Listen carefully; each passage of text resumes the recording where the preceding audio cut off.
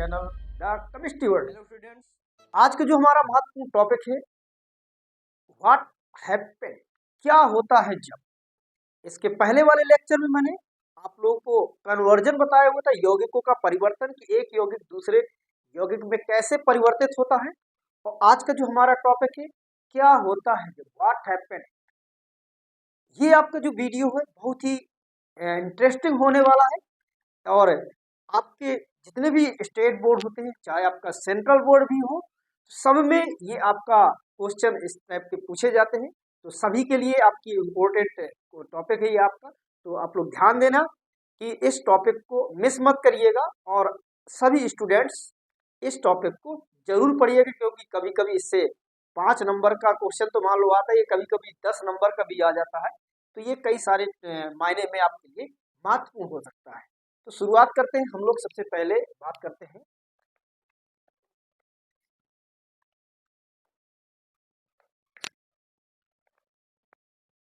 क्या होता है जब। तो ध्यान दीजिएगा, थोड़ा से हो सकता है स्पीड में काम करें हम लोग, क्योंकि काफी सारी रिएक्शंस हम लोगों को पढ़नी है। तो अगर कहीं पर भी किसी को कोई डाउट हो तो हमसे जरूर शेयर करिएगा और पूछ लीजिएगा, तो हम उसका जो है अलग से भी आपको क्वेश्चन बता देंगे। सबसे पहला है, आइसोप्रोपिल एल्कोहल की वाष्प को 300 डिग्री सेल्सियस पर कॉपर में प्रवाहित कराते हैं। ठीक है, आइसोप्रोपिल आइसो आइसोप्रोपिल एल्कोहल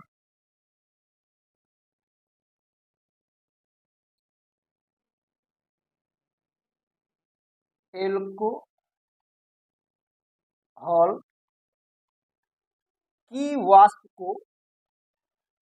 की वाष्प को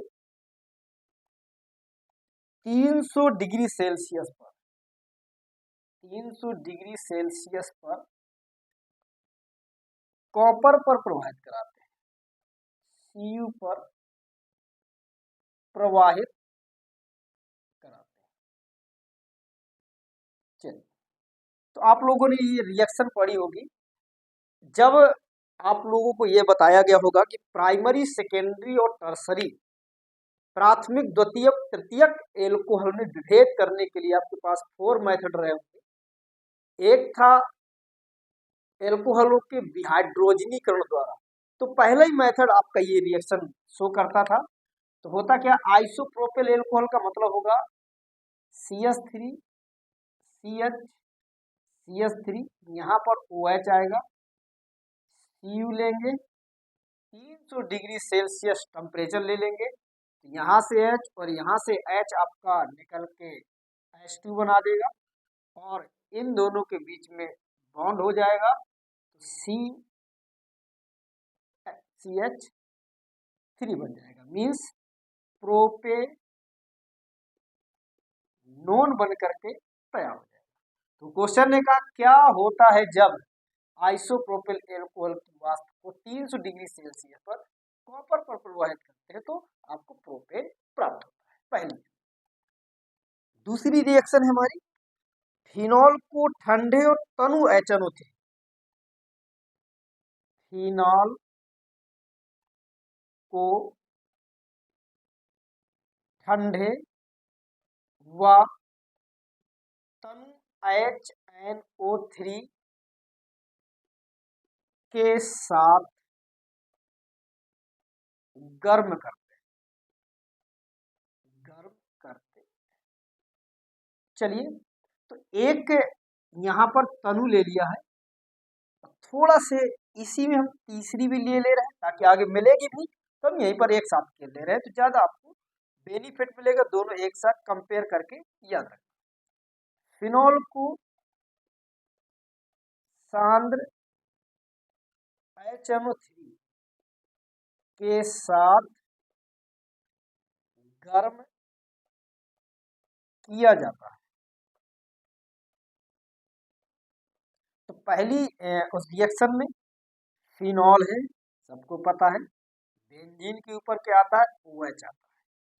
तनु मीन्स HNO3 लेना है आपको, और ये लेना है इस बार यहाँ पर तनु। इसके लिए हमें यहाँ पर लेना पड़ता है सांद्र H2SO4। इसके बाद आर्थो और पैरा, OH रहेगा ही रहेगा। एक बार NO2 आर्थो पर जुड़ेगा, दूसरी बार जो NO2 होगा वो आपका पैरा पर जुड़ेगा। मीन्स आर्थो नाइट्रोफिनॉल और पैरा नाइट्रोफिनॉल का मिक्सचर यहाँ पर मिला होता है। ये जो आपका मुख्य माना जाता है, ये आपका साइन माना जाता है। यही दूसरे केस में हमारा क्या है, OH। तो ये आपका HNO3 ले लिया, और ये HNO3 मैंने सांद्र लिया हुआ है, और साथ में सांद्र H2SO4 लिया हुआ है। तो इस बार पिक्रिक अम्ल बनेगा OH NO2 और NO2, इसको हम लोग कहते हैं पिक्रिक अम्ल बनेगा। जब यौगिकों का कन्वर्जन बता रहे थे तो उसमें क्या कह देता है कि फिनॉल को पिक्रिक अम्ल में कैसे परिवर्तित करोगे, और यहाँ पर उसने कहा फिनॉल की सांद्र HNO3 से क्रिया कराओगे तो क्या बनेगा। दोनों ही एक दूसरे के पहलू हैं, अगर ये याद हो जाएंगे तो वहां भी बन जाएगा, वहां याद हो जाएंगे तो यहाँ बन जाएगा। दोनों ही प्रोसेस आपके लिए महत्वपूर्ण टॉपिक के रूप में उभरती है। फिर कह रहा फोर्थ रिएक्शन में, यहां भी हम लोग कई चीज बना लेंगे। कह रहा एल्कोहल की वाष्प को, एल्कोहल की वाष्प को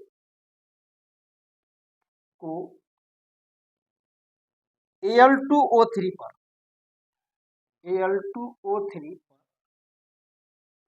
250 डिग्री सेल्सियस पर प्रवाहित ये सब प्रीवियस ईयर में आए हुए क्वेश्चन भी, तो और आपको ध्यान देके चलना है। एल्कोहल को Al2O3 की प्रेजेंस में करना है, तो C2H5OH प्लस C2H5, इसको थोड़ा सा मैं उल्टा लिख दे रहा हूँ ताकि आपको समझ में आ जाएगा। एरो के ऊपर Al2O3 लेना है, और यहाँ 250 डिग्री सेल्सियस टेम्परेचर लेना है। तो होगा क्या, यहाँ से आपका इस प्रकार से ये निकल जाएगा, तो C2H5O C2H5 बन जाएगा, और साथ में H2 बन जाएगा।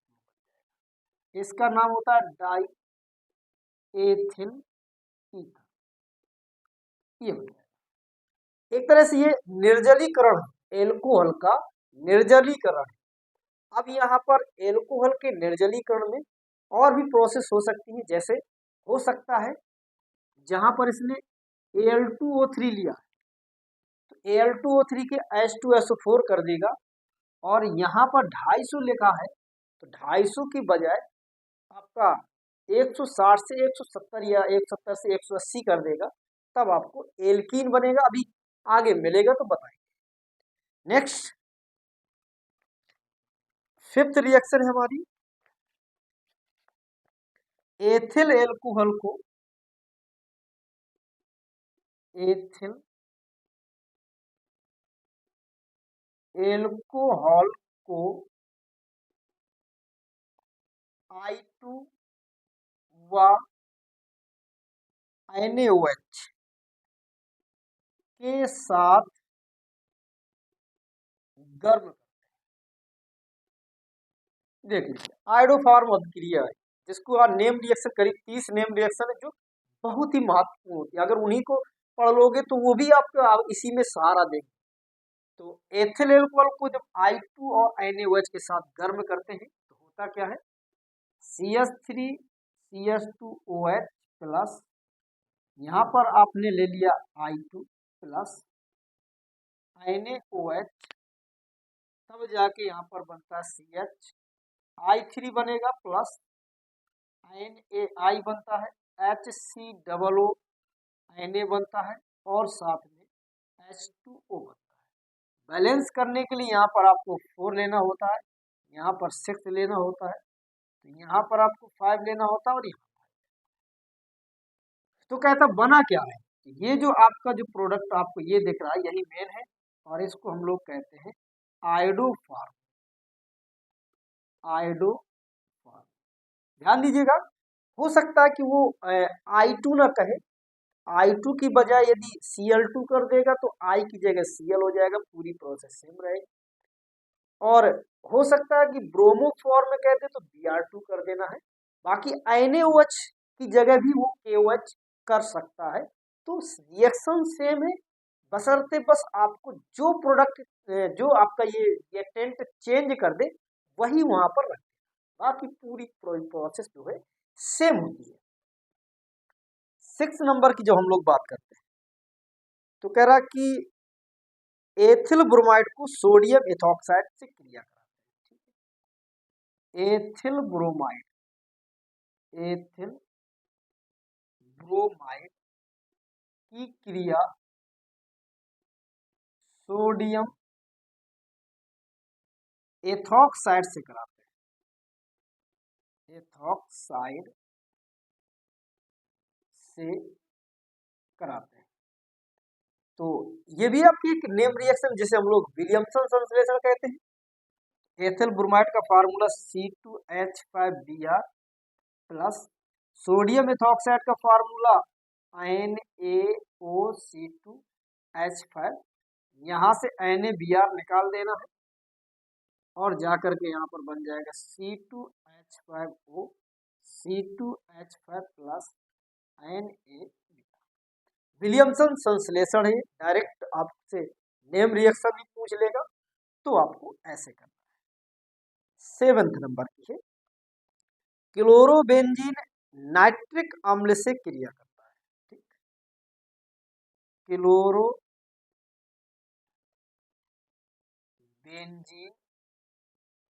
नाइट्रिक अम्ल HNO3 से क्रिया करता है। तो क्लोरोबेंजीन ले लीजिए, ये ले लिया, प्लस HNO3 ले लीजिए, तीर के ऊपर आपको सांद्र H2SO4 लेना ही लेना है, नाइट्रेशन होता है तो ये लेना पड़ता है आपका।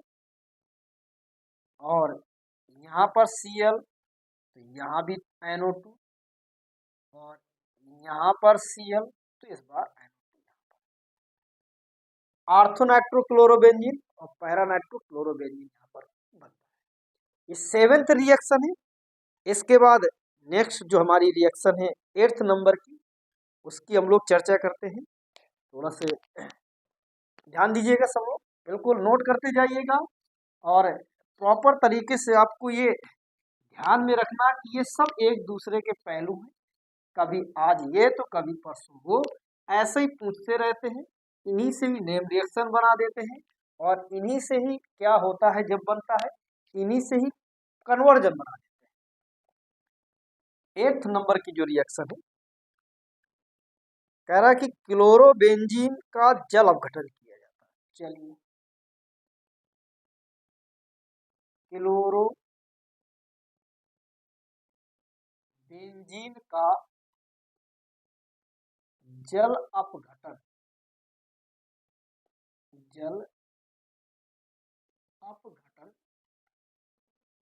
किया जाता है। तो जल अपघटन किया जाता है, चलिए करते हैं जल अपघटन।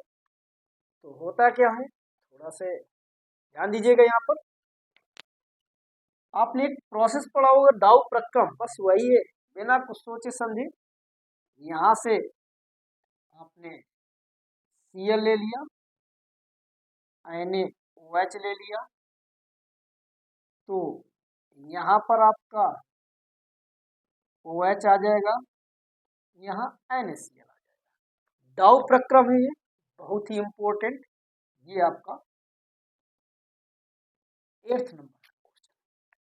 तो 8th नंबर में कह रहा है क्लोरोबेंजीन की सल्फ्यूरिक अम्ल के साथ क्रिया करते हैं। चलिए, क्लोरोबेंजीन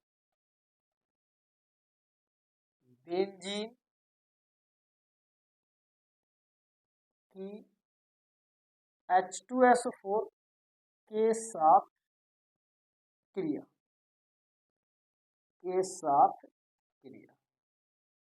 चलिए क्लोरोबेंजीन हो गया ये प्लस H2SO4 हो गया। फिर से एक बार Cl के साथ SO3H यहाँ आ जाएगा और एक बार Cl के साथ SO3H यहाँ आ जाएगा। ना हो जाएगा ऑर्थोक्लोरोबेंजीन सल्फोनिक अम्ल और पैरा क्लोरोबेंजीन सल्फोनिक अम्ल आपका ये हो जाएगा। तो ध्यान दीजिएगा 10th नंबर का जो हमारा क्वेश्चन है वो कह रहा है एथिल क्लोराइड को जलीय KOH से कराते हैं। चलिए एथिल क्लोराइड को जलीय KOH से अभिकृत कराते हैं। थोड़ा सा लैंग्वेज हम अपनी तरफ से बना ले रहे हैं। CH3 CH2 Cl plus KOH AQ हो जाएगा। ये हो जाएगा CH3 CH2OH बन जाएगा और KCl। यहीं पर एक रिएक्शन में आपको और बता दे रहा हूँ, यही अब क्रिया अगर मान लो यहाँ पर जलीय KOH ना कह के एल्कोहलिक KOH कह देता, CH3 CH2 Cl plus KOH लेता या NaOH भी ले सकता था और ये कैसा होता एल्कोहलिक होता। तब ये जब अभी तो एल्कोहल बन गया था यहाँ पर, लेकिन अब यहाँ पर क्या होता CH2 डबल बॉन्ड CH2 होता और KCl बनता और साथ में H2 होता। मीन्स यहाँ पर आपका एथिलीन बनता। ऊपर बन रहा था एल्कोहल, यहाँ पर बनेगा 12 नंबर की रिएक्शन है हमारी। कह रहा कि एनिलीन जब जो है कम ताप पर नाइट्रस अम्ल के साथ क्रिया करता है। चलिए तो एनिलीन कम ताप पर नाइट्रस अम्ल से क्रिया करता है। नाइट्रस अम्ल से क्रिया करता है तो होता क्या है, ये एनिलीन हो गया NH2 प्लस।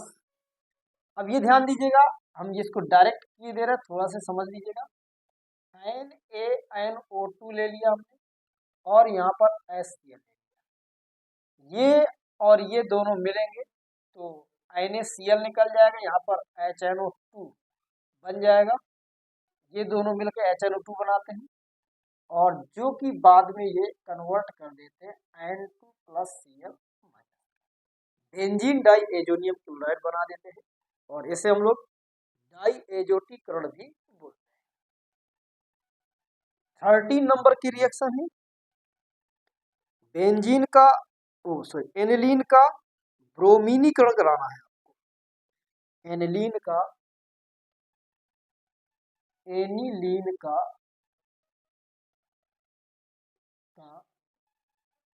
ब्रोमीनीकरण कराते हैं, ब्रोमीनीकरण कराते हैं।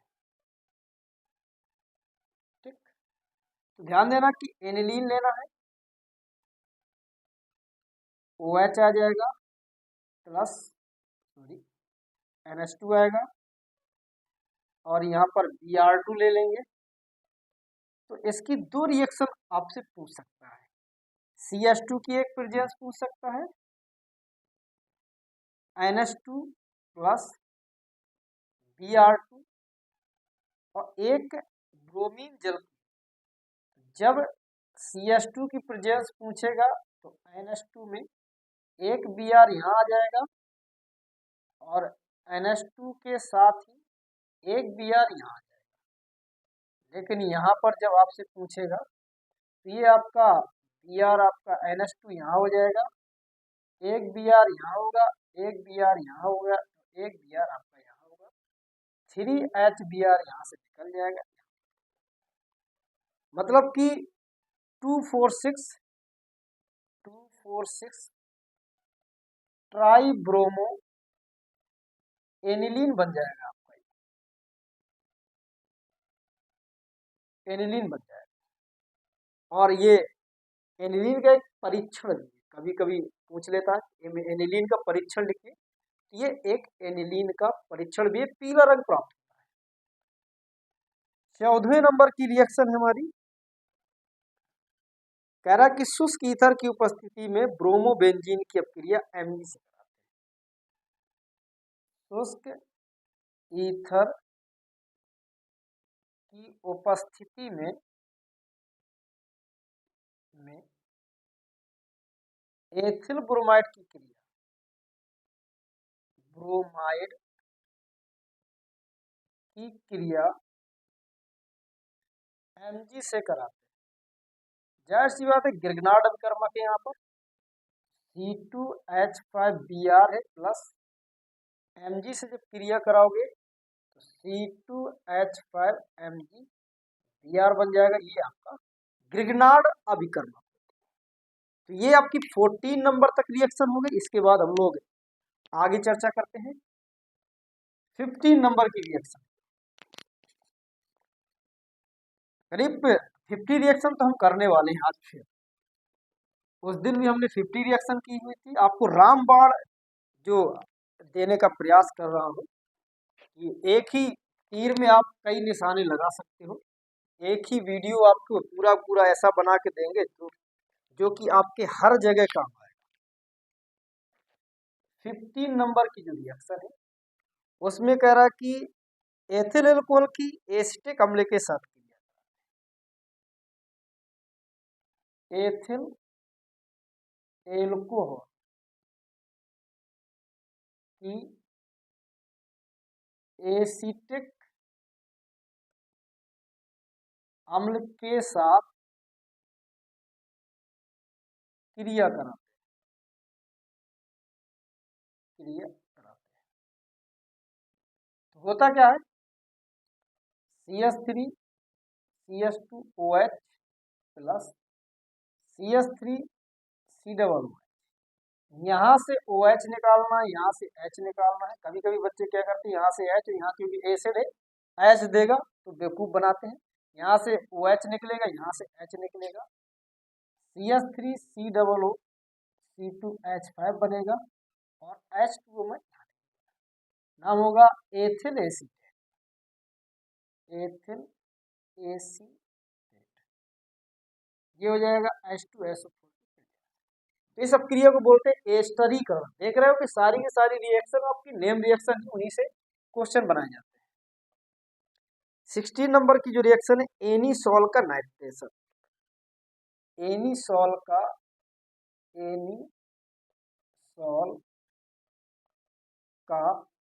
नाइट्रीकरण कराते हैं। नाइट्रेशन का मतलब क्या होता है, नाइट्रीकरण कराते हैं। तो एनीसॉल का सूत्र होता है आपका बेंजीन होता है, उसके ऊपर OCH3 लगा देते हैं। तो जो आपका फिनॉल काम करता है वही काम सेम इसमें भी होगा। HNO3 की क्रिया होगी, H2SO4 लेंगे तो यहाँ से आपका OCH3 रहना ही रहना और यहाँ NO2 लगेगा। फिर आपका यहाँ पर OH रहना ही रहना है, OCH3 रहना ही रहना है और NO2, आर्थोनाइट्रोएनिसॉल और पैरानाइट्रोएनिसॉल यहाँ पर बनता है। अगला है एथेनॉल का निर्जलीकरण, मैंने आपको पहले ही बता दिया था तो उसी को करना है। इसके बाद नेक्स्ट है आपकी NaOH की उपस्थिति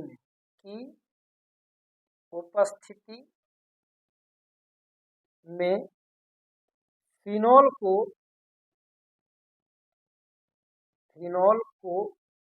CCl4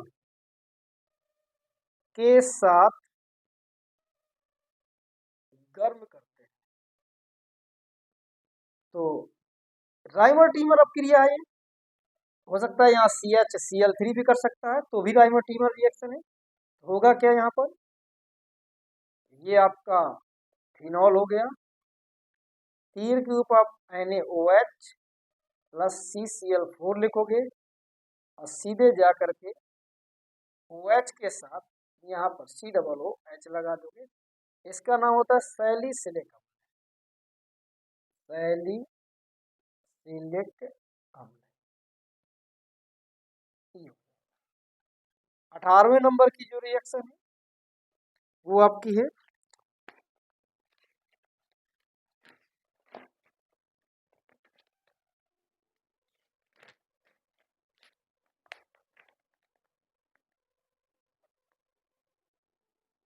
कह रहा कि डाई एथिल ईथर को एस्टिल क्लोराइड के साथ गर्म डाई एथिल ईथर को एसिटिक अम्ल के साथ गर्म करते हैं। तो die ethyl ether C2H5O C2H5 plus CH3 यहाँ पर एसिटिल अम्ल एसिटिल क्लोराइड कर देना। एसिटिल क्लोराइड COCl हो जाएगा। तो होगा क्या कि एक Cl इसमें आ जाएगा, बाकी पूरा इसमें जुड़ जाएगा। CH3COO आपका C2H5 बन जाएगा प्लस और यहाँ पर C2H5Cl आ जाएगा। मीन्स एथिल एसीटेट बन जाएगा और आपका एथिल क्लोराइड बन जाएगा। ये यहाँ से आपका ब्रेक होगा। ब्रेक होने के बाद ये Cl यहाँ आ जाएगा और ये पूरा पूरा इसमें। 19 नंबर की जो रिएक्शन है वो है आपकी एथेनॉल की क्रिया PCl5। एथेनॉल की क्रिया PCl5 से कराते हैं। तो C2H5OH प्लस PCl5 बनेगा आपका C2H5Cl, POCl3 बनेगा, साथ में HCl। इसके बाद 20 नंबर की जो रिएक्शन है हमारी वो है फिनॉल को जिंक चूर्ण के साथ गर्म करते हैं। बहुत इंपॉर्टेंट है। फिनॉल को जिंक चूर्ण के साथ गर्म करते हैं। तो ये हो गया फिनॉल।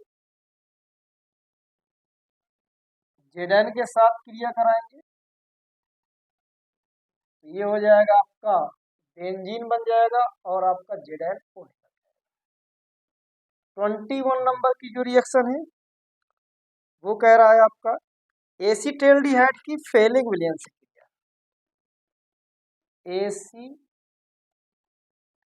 एसीटेल्डिहाइड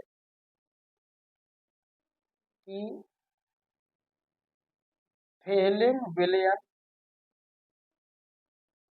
से क्रिया होती है।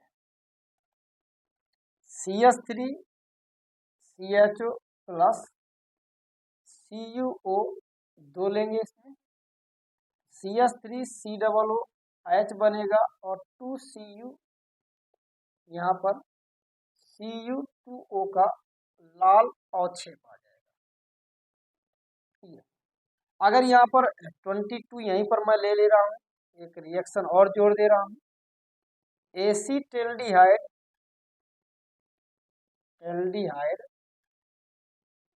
की टॉलेन अभिकर्मक से क्रिया कराते हैं। टॉलेन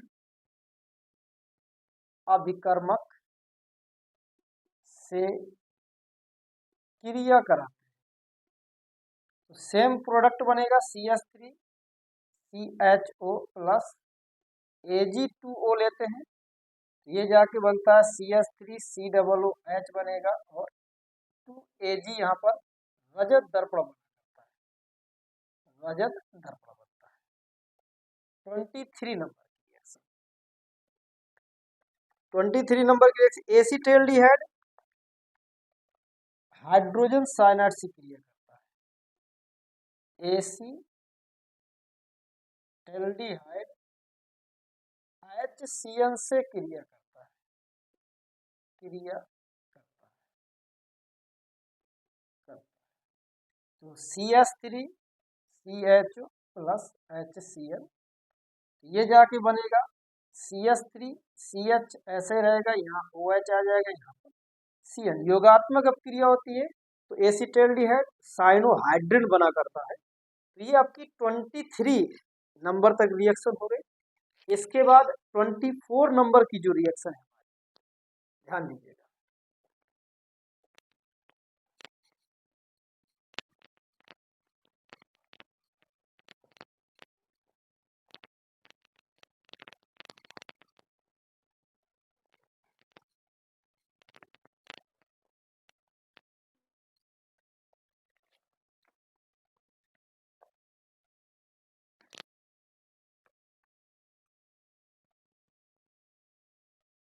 24 नंबर की रिएक्शन है। बेंजल्डिहाइड की क्रिया सेमी कार्बेजाइड से कराते हैं। बेंजल्डिहाइड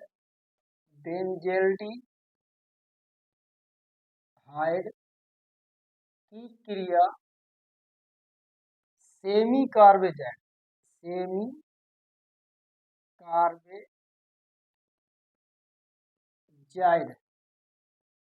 से कराते हैं। तो बेंजल्डिहाइड का फार्मूला C6H5CHO प्लस H2NNHCO ये सेमी कार्बेजाइड है, यहाँ से आपको H2O निकाल देना है, तो बन जाएगा C6H5CH double bond NNHCO NH2। Benzaldehyde semi carbazone बना करता है। 25 नंबर की जो रिएक्शन है वो आपका कह रहा है कि कीटोन की क्रिया एथिलीन ग्लाइकोल से कराते हैं। कीटोन की क्रिया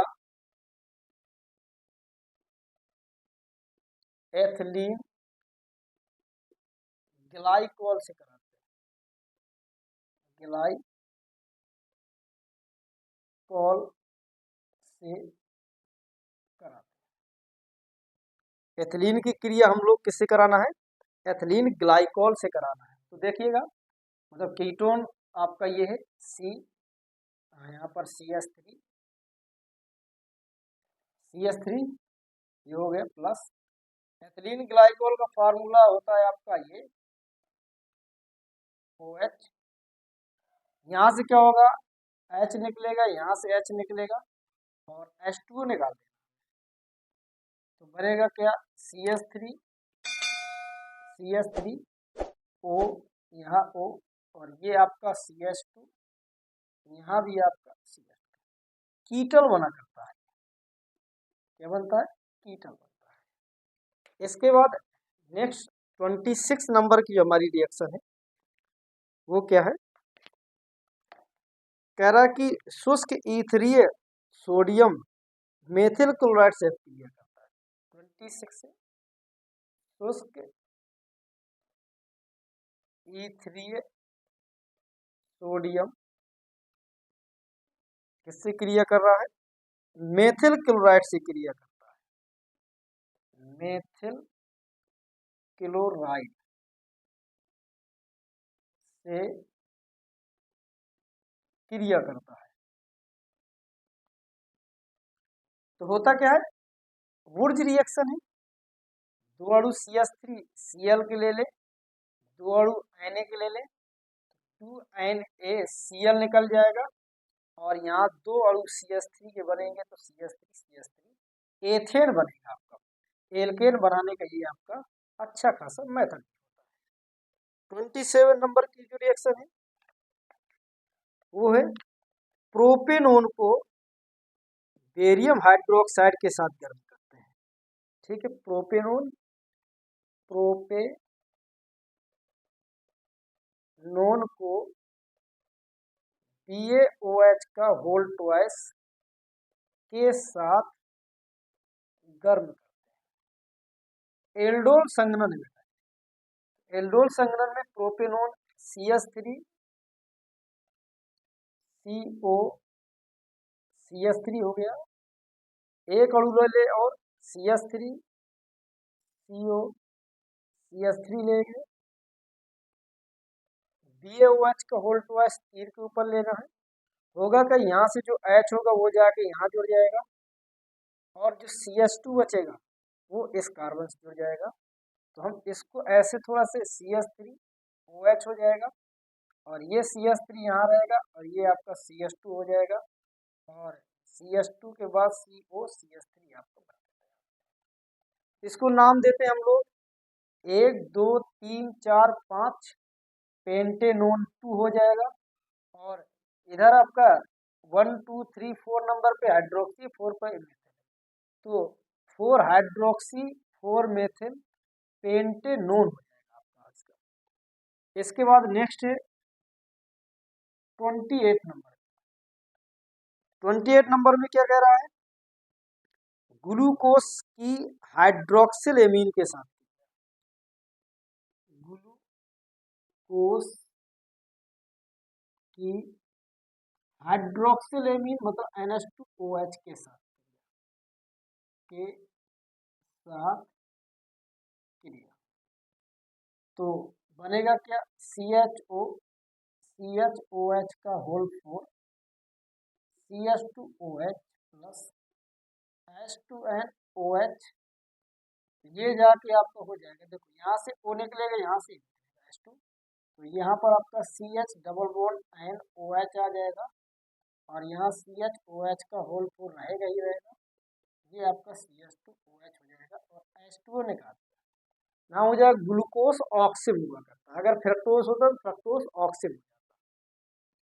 29 नंबर की रिएक्शन है हमारी, कह रहा है ग्लूकोस की हाइड्रोक्सिल एमीन के साथ हो गया, फिर कह रहा है बेंजोइक अम्ल की अमोनिया के साथ की, बेंजोइक अम्ल की NH3 के साथ क्रिया करता है।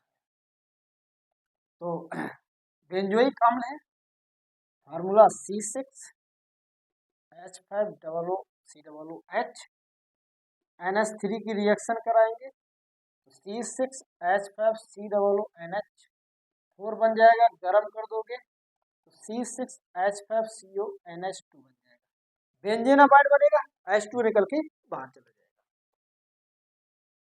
30 नंबर की जो रिएक्शन है वो है आपकी ग्लूकोस एसिटिक एनहाइड्राइड के साथ क्रिया करता है। ये आपका सिद्ध भी करता है कि कैसे सिद्ध करोगे कि ग्लूकोस में 5 हाइड्रोक्सी समूह पाए जाते हैं, तो इस रिएक्शन को कर सकते हो। ग्लूकोस एसिटिक एनहाइड्राइड से क्रिया करता है, तो CHOH का होल 4 CH2OH, थोड़ा से मार्कर डाउन होता जा रहा है, थोड़े इनके डालेंगे इस रिएक्शन के बाद, प्लस एसिटिक एनहाइड्राइड CH3CO का होल ट्वाइस O। तो होता क्या है, इसमें इसके हमें 5 मॉलिक्यूल्स लेना होता है, तो 5 CH3COOH निकल जाएंगे, बाकी CH3CO सब यहाँ से और यहाँ जुड़ जाएंगे, बनेगा CHO में कोई परिवर्तन नहीं होगा, CHOOC CH3 बनेगा का होल 4 हो जाएगा और यहाँ पर CH2OOC CH3 बन जाएगा, नाम हो जाएगा ग्लूकोस पेंटा एसिटेट, ग्लूकोस पेंटा एसिटेट आ जाएगा। तो ये आपकी 30 रिएक्शन हो गई। इसके बाद थोड़ा 2 मिनट रुकिएगा, मैं थोड़ा से अपने मार्कर को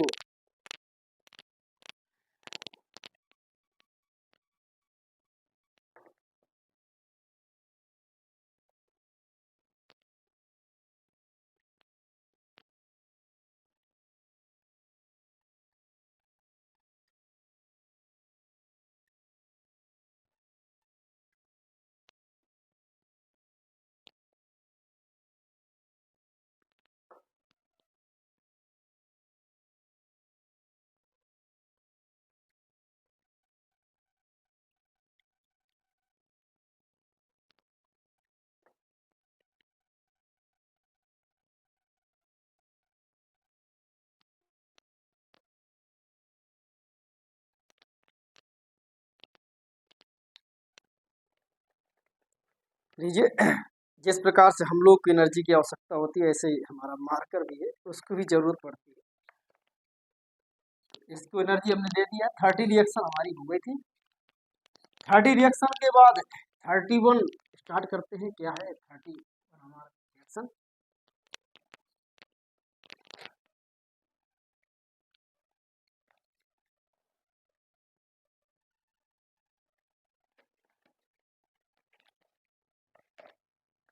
थर्टी वन है, फार्मिक अम्ल को सांद्र सल्फ्यूरिक अम्ल के साथ गर्म करते हैं। 30 ओवर पी लिया। 31 है, फार्मिक अम्ल को सांद्र H2SO4 के साथ गर्म करते हैं। निर्जलीकरण करा दिया। जहाँ सांद्र सल्फ्यूरिक अम्ल आ जाए समझ जाना निर्जलीकरण होता है। तो H2O निकलना ही निकलना है, बाद में जो बचेगा तुम्हारा CO2। तो अब इसको थोड़ा से आपको क्या करना पड़ेगा, संतुलित हो सकता है करना पड़े, या फिर नहीं करना तो सीधे CO निकाल दीजिए, वो ज़्यादा बेटर रहेगा। तीर के ऊपर सांद्र H2SO4। 32 की रिएक्शन है। कह रहा है कि बेंजेनामाइड को बेंजामाइड जल की उपस्थिति में गर्म करते हैं। बेंजेनामाइड को आपको गर्म करना है। बेंजेनामाइड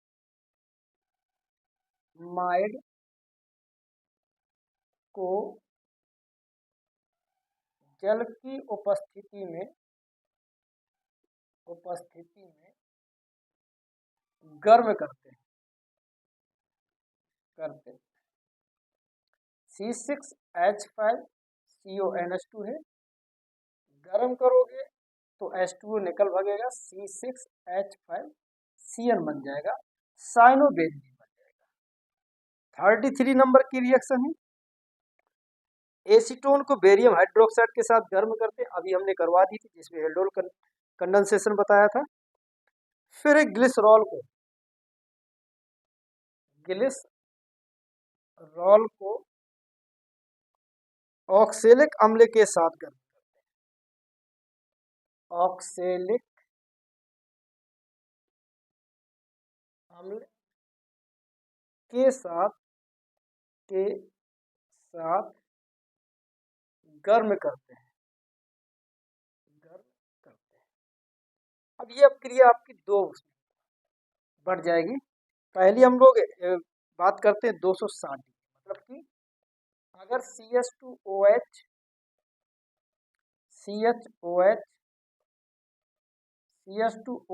को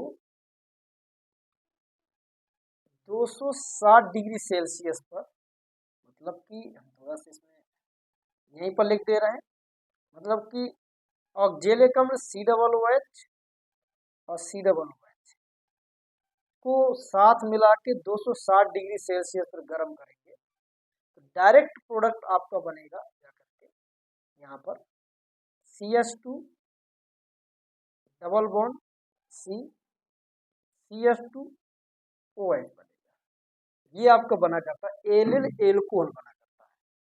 लेकिन अगर यही रिएक्शन जो है 160 हो रहा है 110 डिग्री सेल्सियस पर हो रही है, तब आपको फार्मिक अम्ल बनेगा HCOOH बना करता है। ये ध्यान देना, ठीक है। इसमें क्या क्या निकल रहा है, 2CO2 निकल रहा है और 2H2O निकल रहा है।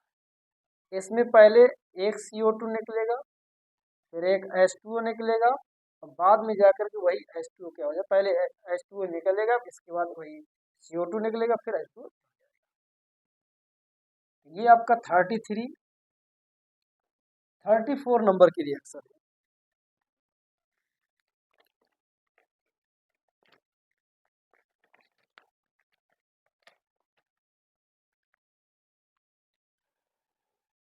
प्रोपेनोन की क्रिया HNO3 से कराई जाती है। प्रोपेनोन की क्रिया सांद्र HNO3 से कराई जाती है।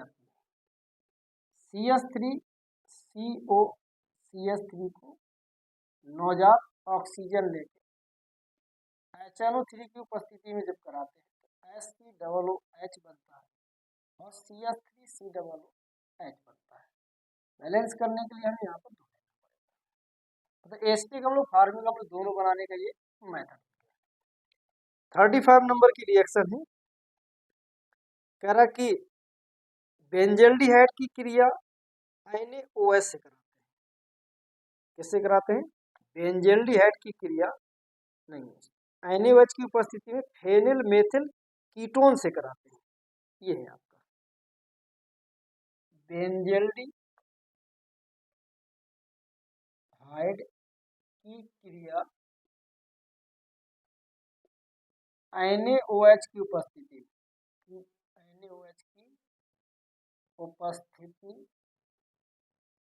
में फेनिल मेथिल कीटोन से कराते हैं। तो अब ये एक क्रॉस एल्डोल संघनन होता है, वही अब क्रिया है। तो C6H5CHO लेंगे प्लस CH3CO C6H5 लेंगे। यहाँ का जैसे उसमें कराया था, यहाँ का जो हाइड्रोजन है ऑक्सीजन में चला जाएगा, बाकी CH2 जोड़ देना। तो C6H5CH, इसके साथ ये OH चला ही जाएगा, ठीक है। तो अब ये CH2CO C6H5 हो जाएगा। एल्डोल संघनन अब क्रिया है आपकी 36 नंबर की। 36 नंबर में क्या है कि आयोडोबेंजीन कॉपर के साथ गर्म करते हैं। आयोडोबेंजीन को कॉपर के साथ गर्म करते हैं। तो ये आपकी उल्मान अपक्रिया है, सारी की सारी अपक्रिया मैं बताता जा रहा हूँ। C6H5I के 2 अणु लेना है, Cu के भी 2 अणु लेना है। तो ये आपका C6H5 bond C6H5 by phenyl बन जाता है और 2CuI निकल के यहाँ पे। 37 नंबर की जो रिएक्शन है वो कह रहा है कि टॉलुइन को क्रोमिल क्लोराइड से ऑक्सीकृत किया जाता है। टॉलुइन को CrO2Cl2 से ऑक्सीकृत करते हैं, तो ये हो गया टॉलुइन CH3, यहाँ पर CrO2Cl2, तो बेंजल्डिहाइड बन जाता है CH2। एटार्ड अपक्रिया है कुल मिलाकर के ये। इसके बाद 38 नंबर की जो रिएक्शन है वो आपसे कहलाएगा फेनिल मेथिल कीटोन को 2,4-डाइनाइट्रोफेनिल हाइड्रोजीन के साथ गर्म करते हैं, ठीक है। किसको? Phenyl methyl ketone C6H5, question लिख दे रहे हैं। फेनिल मेथिल कीटोन को 2,4-डाइनाइट्रोफेनिल 2,4-D नाइट्रोफेनिल हाइड्रोजीन के साथ गर्म करते हैं। तो फेनिल मेथिल कीटोन C6H5C और ये आपका CH3 ऊपर कर दे रहा हूँ, और कह रहा 2,4-डाइनाइट्रोफेनिल हाइड्रोजीन, ठीक है, प्लस H2NH, ये आपका ये हो गया और 2 में NO2 और 4 में NO2, यहाँ से H2O निकल जाएगा, ये आपका बन जाएगा C6H5 और CH3 बनेगा और इसके साथ डबल बॉन्ड NH, बाकी जो है NO2 यहीं लगा था तो यहाँ लगा रहेगा और यहाँ। तो इस प्रकार से 38 हो गई। और इसके बाद एसिटिक अम्ल की PCl5 के साथ क्रिया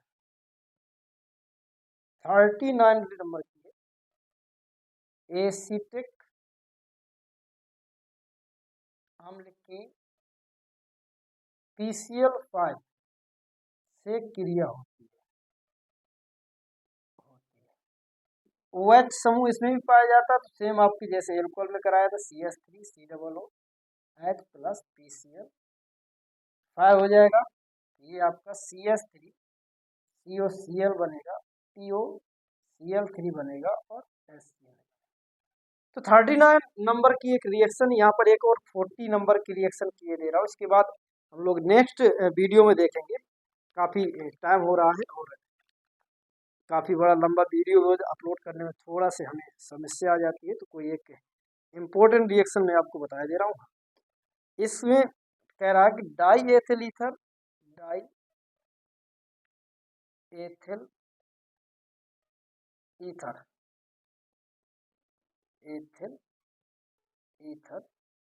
को HI गर्म से क्रिया कराते तो C2H5O C2H5 प्लस HI, इससे जब क्रिया कराएंगे तो यहाँ पर आपको 2 लेना पड़ेगा, तो C2H5 I के 2 अणु बनेंगे और साथ में H2O निकल करके चला जाएगा। अगर ये ठंडा लिया होता तो एक हाइड्रोजन इसके साथ एल्कोहल बना देता, एक आयोडाइड। तो ये 40 रिएक्शन हम लोगों ने की है। इसके बाद नेक्स्ट वीडियो और दे देंगे, तो हो सकता है कि उसमें और थोड़ा से बढ़ जाए रिएक्शन, लेकिन ये मान के लिए ज़्यादातर अब जो हमारी रिएक्शन है वो ज़्यादातर रिपीट ही होनी है। तो इस चीज़ का आपको इसे ध्यान देना, दोनों ही वीडियो को आप खूब एक नहीं 2 बार नहीं 3 बार देख लेना, और गारंटी हमारी है कि आपको सारी की सारी रिएक्शन चुटकियों में याद है। ना याद हो तो आप लोग फिर से हमसे मुलाकात करिएगा और कमेंट करके बताते जाइएगा जो भी आपको चीज़ें समझ में ना आए, और पूछते जाइएगा, अपने दोस्तों को भी शेयर करते जाइए, ताकि जो है हमें भी एक मोटिवेशन मिले और हमें भी लगे कि नहीं हमारे बच्चे इंटरेस्ट ले रहे हैं, तो हम और भी ज़्यादा मेहनत करके आपको कुछ नया टॉपिक देने का प्रयास करें।